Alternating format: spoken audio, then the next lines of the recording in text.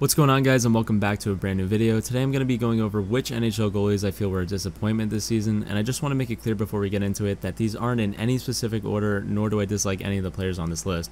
With that being said, the first goalie on the list we're going to be talking about is Scott Darling. Overall, Scott Darling's time with the Hurricanes has been pretty disappointing so far, and this season was no different. He played just 8 games for the Hurricanes and posted a 2-4-2 record. His save percentage was an .884 with a goals against average of 3.34, and shortly after this poor start to the season, Scott Darling was placed on waivers and cleared them, so his next stop was with the Charlotte Checkers, which is Carolina's AHL team. Unfortunately, Darling still couldn't find his game and held a record of 5-6-2 with a goals against average of 3.40 and a save percentage of .882. Soon after this, Darling was granted a leave of absence from the Hurricanes to help deal with his personal issues. I personally am a big Scott Darling fan. I followed him since the 2014-15 season, and I would love to see an amazing comeback story from him. Despite everything I've just said about his numbers, Scott Darling is the kind of person to bounce back from something like this. If you haven't heard his life story and path to the NHL, I recommend looking into it. I'll leave a link to an article in the description. It's really an amazing story and hard not to root for the guy after reading it. The next goalie I have on this list is Jake Allen of the St. Louis Blues. One of the greatest stories in the NHL this season, and Jordan Binnington sadly came at the expense of Jake Allen's inconsistent play through the first half. A lot of people were hoping that this season would be a bounce-back season for Jake Allen, but this was not the case. In 46 games Allen played this year, he put up a record of 19, 17, and 8. His save percentage was a .905, and his goals against average was a 2.83. Now, I don't think Allen himself was fully to blame. Yes, he was very inconsistent. He'd have huge games and then follow them up with a few awful ones, but the St. Louis Blues through the first half of the season were not clicking whatsoever. They didn't seem to really gel until the second half and when Binnington took the net from him.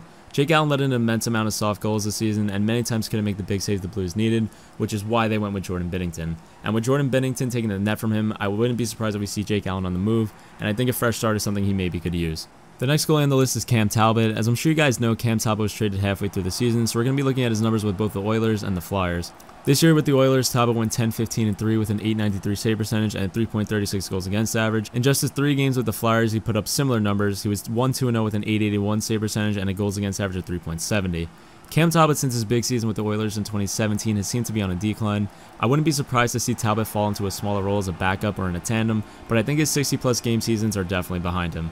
Talbot is UFA this offseason, and it should be interesting to see what his role will be depending on where he goes. Regardless of this, I hope the best for Cam Talbot, and I hope he can find his way back to where his game was just a few years ago. The next and final goalie on the list is going to be Cory Schneider of the New Jersey Devils. The Devils season altogether was disappointing as they failed to match last season's success, but Cory Schneider's play definitely contributed to this. As I'm sure you guys know, this has been easily the worst season of Cory Schneider's career, as it took him till February to capture his first regular season NHL win in over a full calendar year. Yes, there were some injuries along the way, but regardless, it's still crazy when you think of it.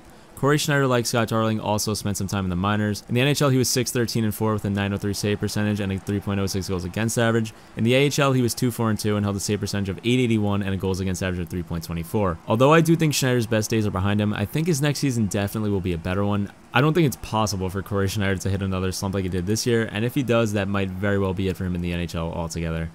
So yeah, with that being said, these were in my opinion goalies who disappointed this season. Let me know what you guys think of my picks. I'm sure there are a few I missed, but overall I think these guys do fall under this category. Also, I want your guys' picks on other goalies who you think disappointed and who aren't on this list. And yeah, like I said, thank you guys for watching, and I will see you guys in the next one. Peace.